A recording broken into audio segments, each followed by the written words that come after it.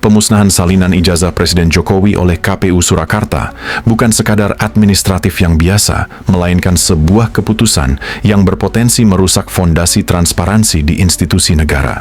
Menurut analisis yang didasarkan pada prinsip-prinsip tata kelola pemerintahan yang baik, hak informasi publik, dan implikasi jangka panjang terhadap kepercayaan masyarakat, pemusnahan ini bukan hanya menghapus bukti potensial, tapi juga memicu tudingan obstruction of justice dari pihak penggugat seperti Roy Suryo dan kubu aktivis. KPU sebagai penyelenggara pemilu seharusnya menjadi teladan dalam menjaga integritas data. Memusnahkan salinan ijazah, walau hanya fotokopi, sebelum masa retensi arsip habis adalah tindakan ceroboh atau sengaja dapat merusak kepercayaan masyarakat. Ketua Majelis Sidang KIP bahkan semprot perwakilan KPU Surakarta menanyakan mengapa arsip vital seperti ini bisa dimusnahkan tanpa jejak yang jelas, terutama ketika permintaan informasi dari masyarakat sedang bergulir. Roy Suryo sendiri dalam pernyataannya usai sidang menyoroti hal ini sebagai bukti adanya upaya penghapusan bukti yang bisa merugikan proses hukum dan transparansi. Ini bukan isu kecil. Ini melibatkan dokumen yang menjadi dasar kelayakan pencalonan seorang presiden yang seharusnya menjadi warisan publik untuk generasi mendatang. Secara kritis, bagaimana mungkin sebuah lembaga negara seperti KPU yang bertanggung jawab atas integritas pemilu bisa begitu longgar dalam menangani dokumen sensitif? Sedangkan Undang-Undang Nomor 14 Tahun 2008 tentang keterbukaan informasi publik secara eksplisit mewajibkan lembaga publik untuk menjaga arsip yang relevan dengan kepentingan umum, termasuk bukti kelayakan calon pemimpin. Di tengah isu ijazah palsu yang sudah bergulir ke ranah hukum, termasuk laporan ke Bareskrim, langkah ini terlihat seperti upaya menyembunyikan bukti, bukan menjaga kerahasiaan data pribadi. Hasilnya, publik malah semakin curiga dan proses verifikasi jadi mandek. Ironisnya, sementara KPU Pusat dan KPU DKI Jakarta bisa menyerahkan salinan ijazah Jokowi yang dilegalisir, namun KPU Surakarta justru kehilangan arsipnya. Ini menunjukkan inkonsistensi sistem manajemen dokumen di KPU secara keseluruhan. Mengapa cabang daerah tidak punya protokol seragam untuk digitalisasi atau backup arsip? Akibatnya, penggugat seperti Roy Suryo harus bolak-balik ke berbagai kantor KPU yang membuang waktu dan sumber daya, bukan efisien seperti yang seharusnya dilakukan lembaga negara. Pemusnahan ini memperburuk narasi konspirasi di media sosial, di mana isu ijazah Jokowi sudah jadi amunisi politik. Padahal, UGM sudah mengonfirmasi keaslian ijazah asli Jokowi sejak 2019 dan SMA Negeri 6 Surakarta punya arsip SMA-nya. Tapi dengan KPU Surakarta menghapus salinannya, ini malah memberi ruang bagi klaim palsu seperti yang disebutkan Roy Suryo, 99,9% palsu. KPU gagal menepis keraguan dengan bukti konkret, malah menambah bahan bakar perdebatan yang tak perlu.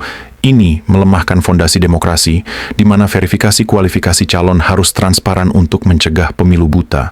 Secara keseluruhan, tindakan KPU Surakarta ini adalah contoh buruk governance yang dapat dihindari dengan audit arsip rutin dan penerapan digital archiving. Karena tidak ada mekanisme audit independen yang terbuka untuk memverifikasi apakah pemusnahan itu memang diperlukan atau justru disengaja untuk menghindari pengawasan. Bayangkan jika ini terjadi pada arsip pemilu lain, misalnya daftar pemilih atau bukti pelanggaran kampanye, maka demokrasi kita akan runtuh dalam semalam. KPU Surakarta seharusnya belajar dari kasus serupa di negara lain, seperti skandal Watergate di Amerika Serikat, di mana penghancuran dokumen menjadi simbol kegagalan institusi. Indonesia bangga dengan transisi demokrasinya pasca reformasi 1998, di mana akses informasi menjadi senjata utama rakyat untuk mengawasi pemimpin. Namun, pemusnahan salinan ijazah ini seperti membanting pintu di depan wajah masyarakat yang sedang mencari kebenaran.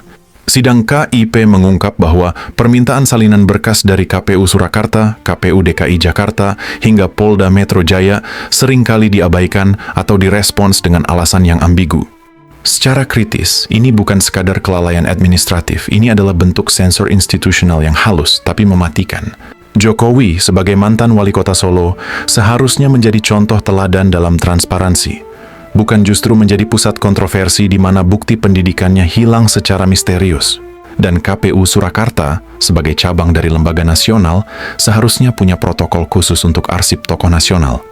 Jika tidak, ini membuka pintu bagi tuduhan konspirasi, seperti yang dilontarkan Roy Suryo, yang meskipun kontroversial, punya dasar logis dalam konteks ketidakjelasan prosedur. Apakah KPU Surakarta punya wewenang penuh untuk memusnahkan salinan tanpa persetujuan dari Arsip Nasional? Peraturan Pemerintah Nomor 28 Tahun 2012 tentang pelaksanaan Undang-Undang Arsip menekankan bahwa dokumen bersejarah, termasuk berkas pencalonan pemimpin, harus dilindungi minimal 10 hingga 20 tahun, tergantung kategorinya.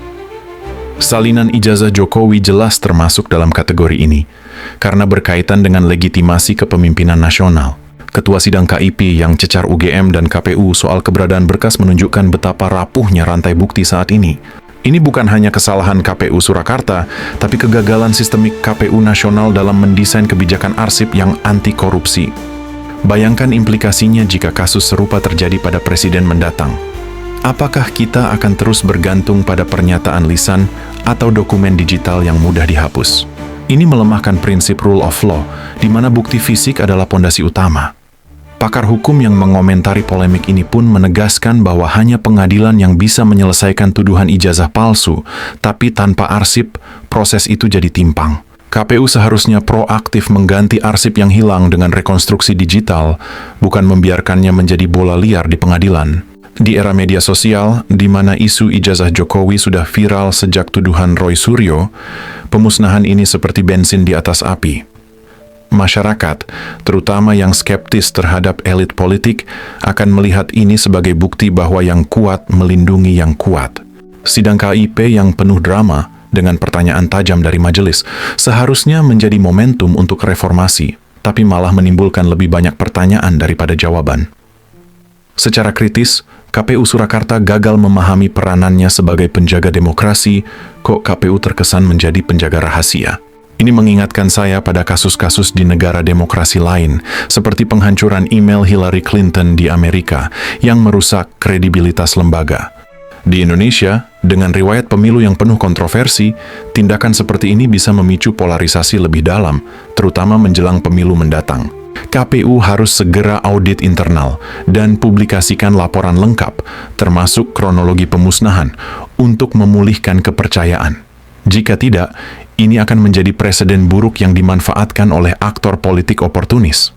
Saya menekankan bahwa meskipun Jokowi telah membantah tuduhan ijazah palsu dan UGM mengonfirmasi keasliannya, pemusnahan oleh KPU Surakarta tetap menjadi noda hitam yang tak bisa diabaikan.